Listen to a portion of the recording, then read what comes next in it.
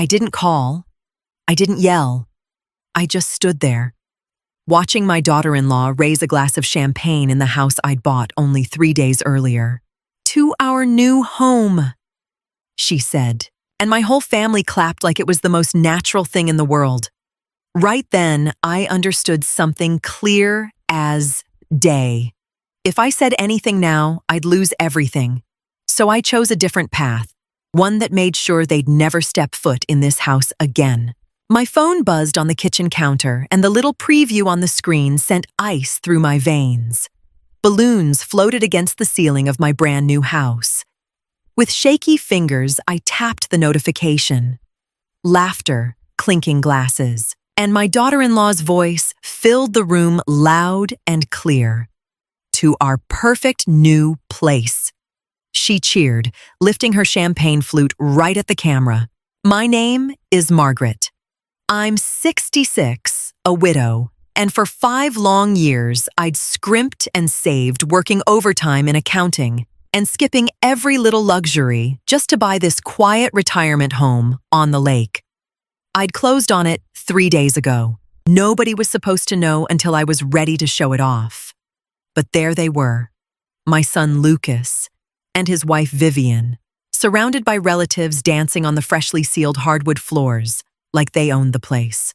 Vivian perched on the marble kitchen island, wine glass in hand, acting like the world was hers. In a house no one was supposed to know about. In a house where I was the only one with the keys. My heart pounded, but my mind went strangely calm. I watched Lucas swagger through my living room, waving his arms. "After all those years cramped in that tiny apartment, we finally deserve this," he said. This from the guy who'd barely held down a steady job for 2 years and kept hitting me up for small loans. The anger burned hot inside me, but it stayed controlled. I'm not the screaming type. I'm the woman who checks the numbers and deals in facts. I saw them opening my cabinets like they were theirs. The neighbor had texted me the warning because he'd spotted strangers. But they weren't strangers. They were my own family, treating my life's work like free loot. I didn't grab the phone to call the cops. That would have been too loud, too messy. Instead, I picked up my purse, the original deed, and my car keys. The drive up to the lake took exactly 40 minutes, plenty of time to decide on a move that would change everything. When I pulled into the driveway, I saw all the cars. This wasn't some casual tour, it was a full-on takeover. Music thumped through the closed windows. I parked right in front of the front door, stepped out, and smoothed my coat. My face was a mask of calm. I didn't need uniforms to claim what was mine. I had something way more powerful, the truth. I unlocked the door. The laughter in the living room cut off instantly when the lock clicked. Vivian had her back to me, cracking up at some joke. But when she caught Lucas's face, her smile froze solid. He went pale, like he'd seen a ghost. "Mom," he stammered. "What are you doing here?" I didn't answer right away. I walked into the kitchen, took the champagne glass right out of Vivian's hand, and set it on the counter. Then I grabbed a cloth and wiped away the wet ring her glass had left on the stone. Only after that did I look at them. Lucas, Vivian. It's pretty rude to invite guests over before the actual homeowner has even moved in. "We wanted to surprise you," Vivian blurted out in that high, fake, enthusiastic voice she always used when she was backed into a corner. "We thought we'd help you settle in. Isn't it amazing? We already picked out which room the kids will have." She pointed upstairs like it was a done deal. I felt the urge to snap back, but I stayed quiet. Instead, I walked to the breaker box in the hall. With one quick motion, I flipped the switches for the upstairs and the patio. The music died. The lights upstairs went dark. The silence that followed hit heavier than any shout ever could. The relatives in the background started whispering nervously. I turned around and looked Lucas straight in the eyes. "Party's over," I said softly. "Anyone whose name isn't on the deed needs to be out of this house in the next 10 minutes. The outrage was instant. Vivian tried arguing that it was our family legacy or something. but I stood there like an oak in the storm. I watched them pack up their stuff, Lucas hanging his head in shame, and the relatives shuffling past me with sour looks on their faces. When the last car door slammed, Lucas and Vivian were still sitting at the kitchen table. They figured a quick apology would smooth things over. "Mom, don't be like this," Lucas started. "We meant well. Vivian had all these plans for the house." I looked at him and didn't see the grown man, just the kid I'd bailed out time after time. But that kid was now 38 years old. "Lucas," I said calmly, "you're right. We do need to talk about plans, but not about planning the house about your finances." I pulled my tablet out of my bag. "This morning, I canceled the automatic transfers for your rent help and Vivian's car lease. Since you're clearly old enough to make decisions about property ownership, you're old enough to cover your own bills." Lucas stared at me in shock. "You can't do that. We're counting on that money." "It's my money," I replied. "Just like this is my house. Today, you showed me you don't respect my property or my privacy. And respect is the foundation for any kind of support." Vivian looked ready to launch into a rant, but I raised my hand. "Not another word. Go back to your apartment. I'm changing the locks on this house today, not hiring someone, but swapping the cylinders myself. I've already got them in the trunk." I walked them to the door. Lucas tried to hug me, but I stepped back. It wasn't out of hate, just necessary distance. As they drove off, I didn't feel sad. I felt this strange, quiet relief. I went back inside and started popping the balloons one by one with a pin. Each little bang sounded like a small victory. The next morning, I woke up in my new bedroom. It was mostly empty, just a mattress on the floor, but the air smelled like freedom and the nearby lake. My phone was flooded with messages.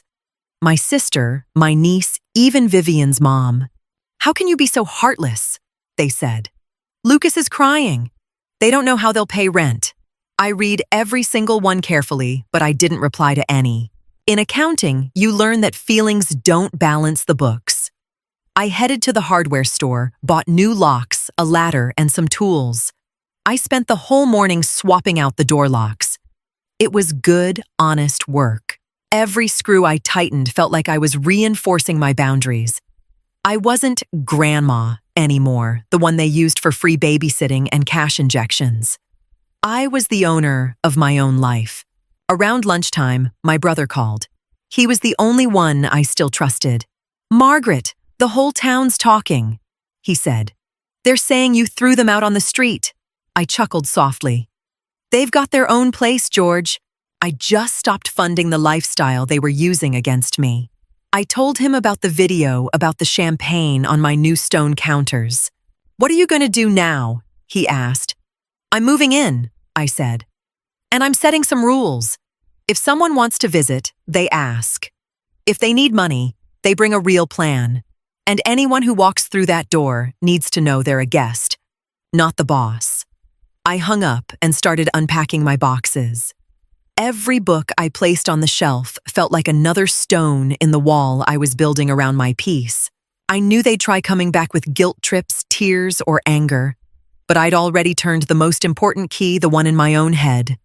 I didn't owe them anything except the truth. And the truth was that love doesn't mean letting yourself get walked on. This house on the lake wasn't going to be a graveyard for my dreams. It was my fresh start. 3 days later, they showed up again. Not just Lucas and Vivian this time, my sister Helen came too. She'd always been the one pushing for harmony at any cost, usually mine. I watched them through the front door window. I didn't open it right away. I finished my tea first. Then I stepped out onto the porch, but kept the door closed behind me. "Margaret, this has to stop." Helen jumped in immediately. "Lucas is a wreck. Vivian called her mom and said you threatened her." I looked at Helen calmly. "Did I?" "I asked them to leave my house. In your world, that's a threat." Helen fumbled. "But the boys got nothing. You've got so much, this huge house all to yourself." "It's exactly the right size for me," I cut in. Lucas has a trade, he's got two good hands. If he has nothing, it's because he counted on me to fill in all his gaps. That ends now. Lucas stepped forward, eyes red-rimmed. Mom, please. We already put money down on the new car. Without your help, we'll lose everything. I didn't blink. Then you'll have to return the car. You've been living beyond your means, Lucas. You plan to move into my house without asking just to cut your costs. That's not family. That's called mooching. Vivian, who'd been hanging back, hissed, You're a selfish old woman. We just wanted to keep you company so you wouldn't die alone. That was the moment the last emotional cord snapped. It didn't even hurt. It was just information. If that's the price tag you put on company, then I'll take the loneliness, I said quietly. Now please, get off my property. Helen, you're welcome to go with them if you support how they're acting. I turned, went inside, and locked the door. The sound of that bolt was the only answer they deserved anymore. Over the next few weeks, I did a big inventory. Not just of furniture, but everything I'd given or loaned to Lucas and Vivian over the years. Turns out, the lawnmower at their place was mine, along with that fancy espresso machine I'd lent them. I made a straightforward list, no accusations, just facts. I emailed Lucas asking for my things back, not out of greed, but to cut the tangled strings. If they wanted independence, it had to be real. Vivian fired back an email full of venom, claiming I was driving them to ruin. But I knew better. I still had access to the accounts where I'd once saved for the grandkids. I saw they'd blown it on vacations and designer clothes instead of the kids' future. Instead of fighting, I acted. I turned those savings accounts into trusts that neither Lucas nor Vivian could touch. The money was locked in for the kids' education, but the spigot for the parents had run dry. Lucas called, sounding desperate. We can't pay for private school this month, I told him, then enroll them in the public school. It's excellent and free. I noticed they tried punishing me with social isolation, uninviting me from family gatherings, blocking me in the group chat. Classic move to force me to cave. But they underestimated the peace that had settled over my life. Without the constant drama and the money worries about them, I suddenly had time. I started fixing up the garden by the lake, planted roses and lavender, bought myself a little boat. One afternoon, I sat on the dock watching the ducks. I didn't feel lonely. For the first time since my husband died, I felt like the captain of my own ship again. The wall I'd built didn't just protect me, it gave me room to breathe. The turning point came on a rainy Tuesday. I'd just settled on the couch with a book when my phone rang. It was Lucas. He didn't sound mad, just worn out. Mom, Vivian left. She says she can't handle living without the lifestyle we were used to. She went back to her mom's and took the kids. Part of me wanted to jump in the car, comfort him, tell him it'd all be okay. But I stayed put. I knew this was the natural fallout from years of dependency. Vivian hadn't loved Lucas for who he was. She'd loved the safety net my money provided. I'm sorry to hear that, Lucas, I said honestly. What are you going to do now? I don't know, he choked out. I can't keep the apartment. I don't even understand the contracts. Vivian handled all that. There it was, the bitter result of how I'd raised him. I'd shielded him from every responsibility until he couldn't handle his own life. I took a deep breath. I'm not paying your rent, Lucas, and you're not moving in here. Silence on the line. Then what am I supposed to do? You'll find a small studio apartment, I said firmly. You'll take your job seriously. And if you need help sorting paperwork, we can meet at a coffee shop. 2 hours, once a week. It was help towards self-reliance, not a blank check. He hung up without saying goodbye. For the next few days, nothing. It was an uneasy quiet, but I sat with it. I knew if I folded now, everything would have been for nothing. The house on the lake stayed my sanctuary. I invited actual neighbors over for coffee, real people with their own lives who weren't waiting for me to pay their bills. We talked gardening and local stuff. It was refreshingly normal. I realized I didn't have to fear the future as long as I knew my own boundaries. 2 weeks later, we met at the little cafe in town. Lucas looked different. No more fancy brand jacket, just simple clothes. He seemed older, but more present. He carried a folder. "I found an apartment," he said quietly. "It's tiny, out in the suburbs, but I can swing it on my paycheck." I nodded and ordered us both coffee. "That's a solid start." We went through the papers. I showed him how to compare insurance quotes and keep a simple budget. He listened. For the first time in years, there was no fighting about money, no hidden demands, just two adults talking straight. "Vivian wants a divorce," he said, suddenly staring into his cup. "She says I'm a failure because I couldn't handle my mom." I put my hand on his. "You don't handle me, Lucas, because I'm not a thing to control. And you're not a failure for finally starting to run your own life. Maybe this is the best thing that could have happened." He looked at me, and I saw a spark of real respect in his eyes that hadn't been there before. He finally understood that my toughness wasn't cruelty. It was a kind of love he'd never recognized. "I really thought the house belonged to all of us," he admitted. "Vivian convinced me. She said you had way too much anyway." "You never have too much of what you earned yourself," I answered. "I paid for every single stone in that house, not just with money, but with years of my life.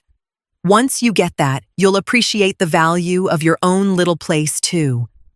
We left the cafe together. He didn't offer to walk me home, and I didn't ask. We went our separate ways, but for the first time, the path felt right for both of us. Winter rolled in, bringing the first real test of my new freedom. Christmas was coming. In the old days, it meant big gifts and even bigger expectations. Helen called making one last guilt trip attempt. "You really want to sit alone in that big palace while your son lives in a shoebox and the grandkids are with that woman."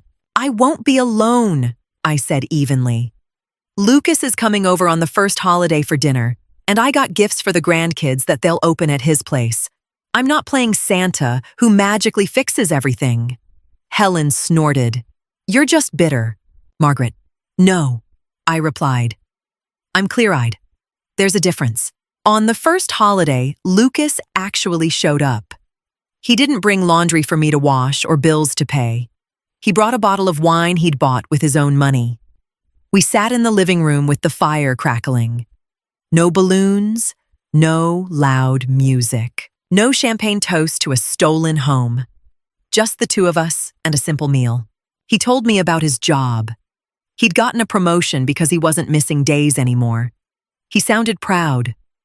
"You know, Mom," he said later that evening, "at first I hated you. I thought you were trying to wreck us. But now, when I walk into my little apartment, I know everything in it is mine. It's a weird feeling, but a good one." I smiled. That was the best gift he could have given me. Vivian had tried using custody to pressure him, but Lucas held firm. He'd gone to a counseling appointment at Family Services all on his own. He was learning to be a dad who showed up with time and structure, not just money. When he left, he gave me a kiss on the cheek. "Thanks for the evening, hostess," he said, with a little grin. I locked the door and felt a warmth no central heating could ever match. A full year had passed since that warning video popped up on my phone. I sat on my patio looking out over the sparkling lake. My garden was blooming, and the house was exactly what I'd always dreamed, a place of quiet, not conflict. Vivian had faded out of our lives. She'd found herself a new wealthy sponsor. Lucas saw the kids every other weekend and sometimes brought them by. The rules were simple. No running wild, treat things with respect. The grandkids loved the garden and the little boat. They learned that Grandma Margaret didn't buy toys on demand, but she told the best stories and showed them how to watch the fish. It was a different kind of bond, one built on time, not stuff. I'd reset my relationships with the rest of the family too. anyone who wanted to call me the selfish rich one could do it from a distance. Helen eventually apologized once she saw how good the changes had been for Lucas. We have tea now and then, but I never lend her money for her shady investments anymore. Sometimes I still pull up that saved video of that night Vivian lifting the champagne. I keep it as a reminder of how close I came to losing my own life to other people's expectations. It reminds me that boundaries aren't about shutting people out. They're about protecting what's truly valuable.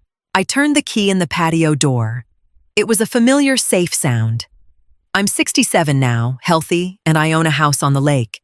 But even more important, I own myself. My life isn't a group project where I just foot the bill anymore. It's my own story, and I write a new page every day. The most important line in that book is this: respect starts the moment you learn to say no. I breathed in the cool evening air and smiled. I had finally come home. Sometimes the price of your own peace is letting go of the wrong kind of harmony.